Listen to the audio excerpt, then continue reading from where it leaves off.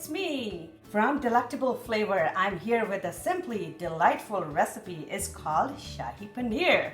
So let's have a look at the ingredients, and after that I'll show you how to make one. So you need cashews and almonds, and I would say soak it in the morning if you are doing, if you're making a dish in the afternoon. And after that, I want you to remove the skin of the almonds like this. I already removed for a couple of them. So if you're gonna soak it, it's gonna be really easy. And if you're gonna just try to press it with your hand, you would be able to take the almond skins off. And cashews are there, so just soak it and take the skin off of the almonds. You need onions. I'm using two medium-sized onions here, finely chopped into small pieces. If you want to use less onions, you can, and if you want to use yellow or white, whatever you prefer, you can do that as well. I'm taking a heavy cream here, and it's 900 milliliters of heavy cream. We need 1 teaspoon of oil. You can use any kind of oil, vegetable oil, or whatever you prefer to use. You need half teaspoon of ginger and garlic paste. So I took some cloves and some pieces of ginger, I grind them and I made a paste. You need 1 teaspoon of red chili powder. I would say take the chili powder that gives you more color, so your dish will look better. And I'm taking 1 tablespoon of Shahi Paneer masala. So this is kind of a masala. I made it by using cumin seeds, coriander, black pepper, turmeric, cinnamon, cloves, nutmeg, and a few green cardamom. So I took them, I dried them in the sun, and after that I grind them, and I have a masala. So I use it in most of the recipes in order to get a good flavor out of the dish. I'm using 1.5 teaspoon of salt. I have a tomato puree, and this is 700 milliliters of tomato puree. I'm using a paneer, which is a cottage cheese, and it is 375 grams. And I'm using 2/3 cup of ketchup. So whatever the ketchup you have, you can use that. It's going to really give nice flavor and offset the chilliness that you're going to get from the chili powder. So let's get started with the recipe, and I'm going to heat oil in a pot, and then we'll start from there.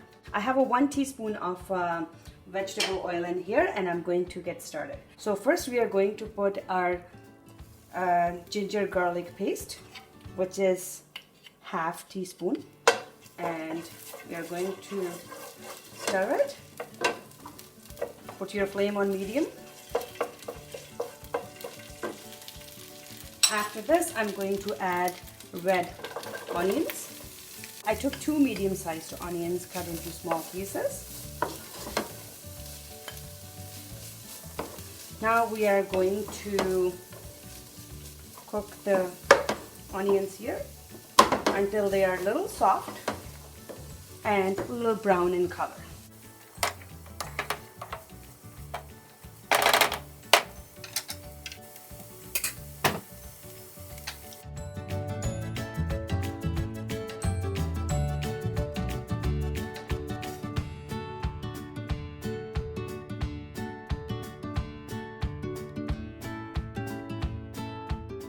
Okay, so now you can see our onions are slightly brown. So I'm going to turn off the stove, and you can cool it off for about 2 minutes. And after 2 minutes, I'm going to grind them into my little chopper here, or you can do it in a food processor. So I'm going to grind these one first, and then I'm going to put them back in the pot. And I removed the skin for the leftover almonds as well. And after that, I'm going to grind my nuts as well. But be careful if you're allergic to almonds or any kind of tree nuts. So please refrain from the nuts adding into this. So now I'm going to grind in here, and after that, we are going to start cooking our gravy for the Shahi Paneer again. Okay, so now I'm going to transfer the slightly browned onions into my food processor, or my little chopper here. So the only point of grinding our onions is to get a smooth gravy.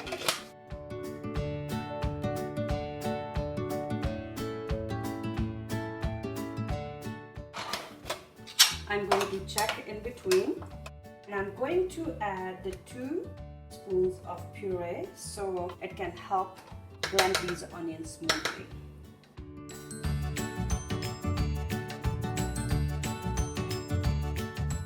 Okay, so now I'm going to turn on the stove again, and my grinded onions will go back in the pot again. And now, only the key is, if you want, you can add spices, the masala and the chili powder and the chili powder before grinding them. But I normally don't do that because sometimes these spices, they leave stains on the jar of your food processor. So in order to avoid that, so this is the best way to do it without any kind of spices. You can grind them.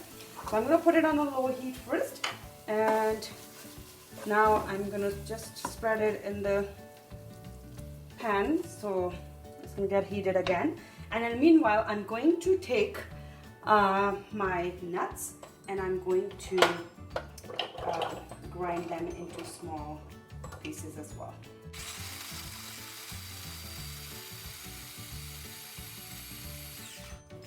If you do have, you know, the crushed cashews or the almonds, you can use those as well. Then, or the powder form also. If you have that, you can use it. I'm going to add a little bit water in it so that it can help them blend finely, like a kind of flour. But like you can feel a little bit in your mouth and the taste, but not you need to chew on it. So up to that consistency, I'm gonna grind it. Water really helps it blend at a faster rate. So I'm gonna do it again. So now our nuts are ready, and now we are going to put the flame on medium, and our onions are good. And I'm going to add our tomato puree to this. If you don't have a tomato puree and you don't want to grind beforehand, you can just cut the tomatoes into small pieces, and then make sure when I grind my onions, so you do the tomatoes also, and you can grind them as well together at that time if you don't want to make a puree at the beginning. So now our heat is at medium, and now I'm going to add my spices. So I'm going to add a 1 tablespoon of the masala, which I made at home, and I used, as I said, the ingredients: the green cardamom, cumin. I used a coriander, turmeric, cloves, nutmeg, and a black pepper to give a nice flavor to Shahi Paneer. So now we're gonna cook this for about 2 minutes until it starts boiling, and I'm going to cover it as well. But before that, we need to put a red chili powder and salt.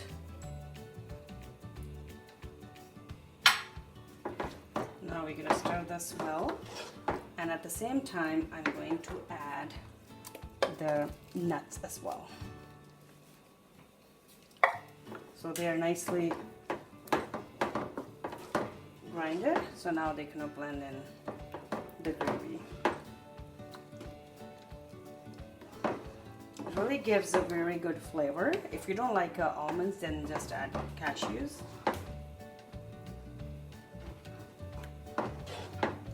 So now our gravy is almost have all the ingredients except our cream and ketchup, so that we're going to add a little bit later once it starts boiling.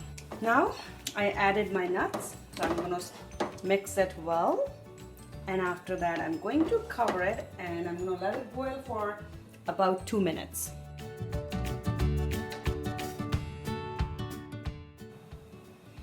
So now you can see our gravy is boiling, and I'm going to stir it.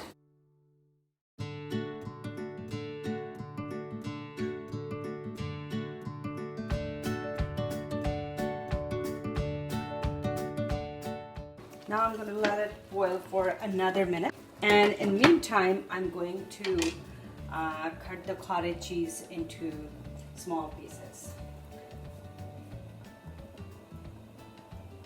It's up to you. If you like the thick pieces, you can do thick, and if you like thin pieces, you can do the thin slices.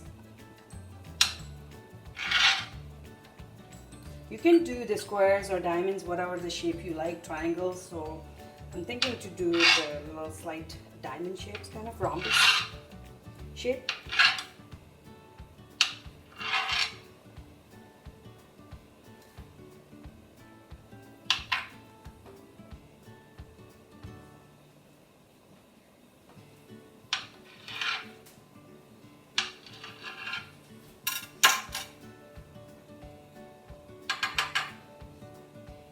So some sides are triangle, some are diamonds, and some are trapezoids, and some are, so there are all sorts of different shapes are in here. So again, I'm taking this thick.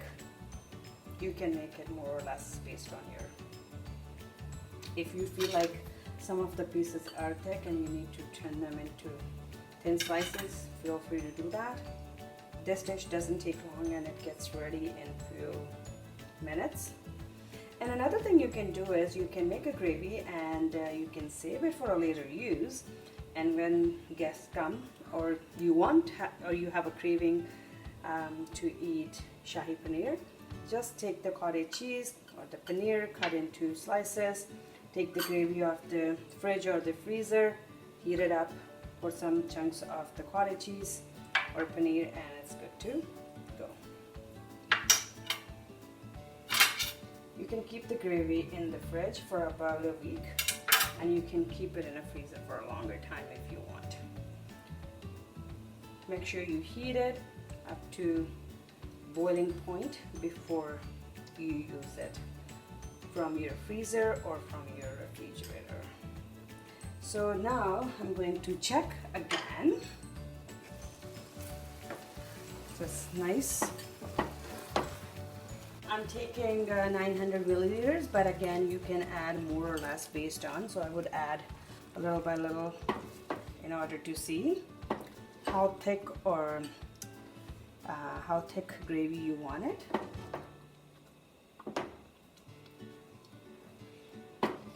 Mix it gently because it's liquid and your tomato paste is a little harder.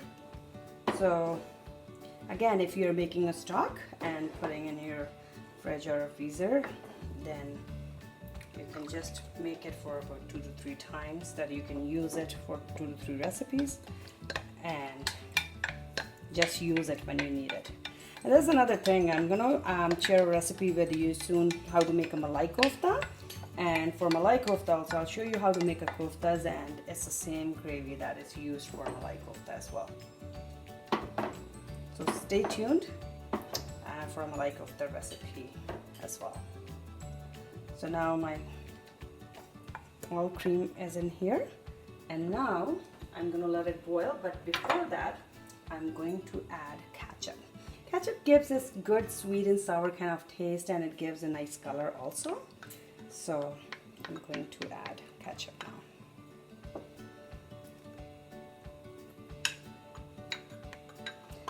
And now I'm gonna let it boil for 1 to 2 minutes.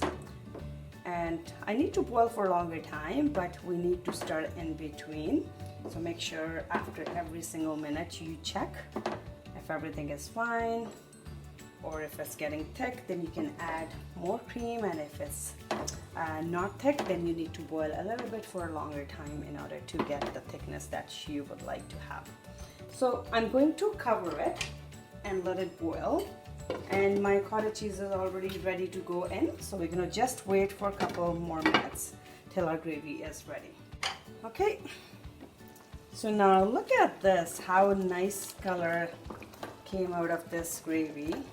So now the gravy is ready, and wow, color looks really nice, like a store-bought Shahi Paneer.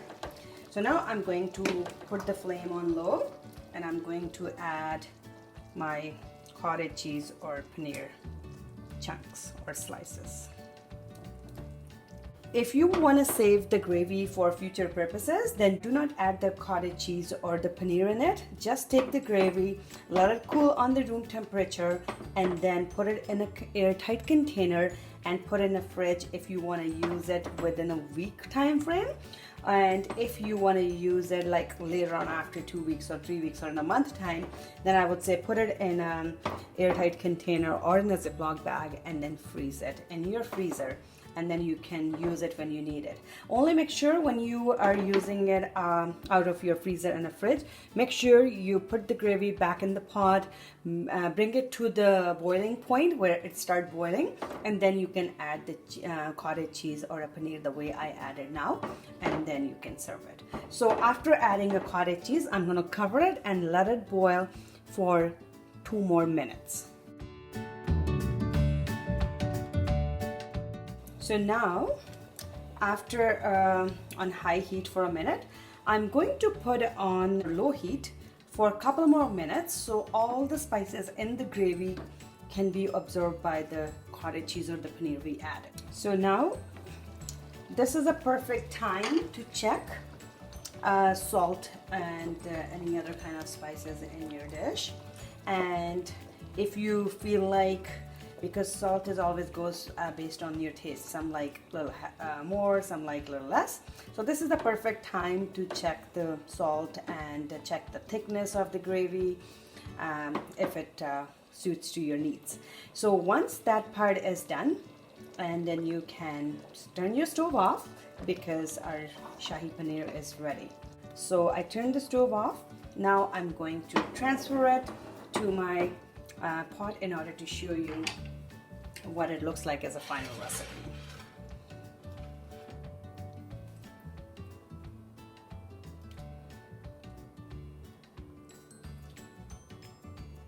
Very nice color and smells really good, and I really have kind of a feeling to eat right away. And this is a dish that is liked by all the age groups, from younger to older, and kids, they really love it, especially the ketchup thing in this. And it's a good dish if the friends are coming over or family friends are coming over, or if you do have some sort of gathering at your home for birthday parties or you know, any other kind of parties. So this is the really good dish to prepare. It doesn't take long, half an hour is good to go, but if you have a gravy already prepared beforehand, and then it's just a matter of 10 to 15 minutes. So I can show you what it looks like, and it's exactly the color looks like the store-bought one. So I'm gonna show you.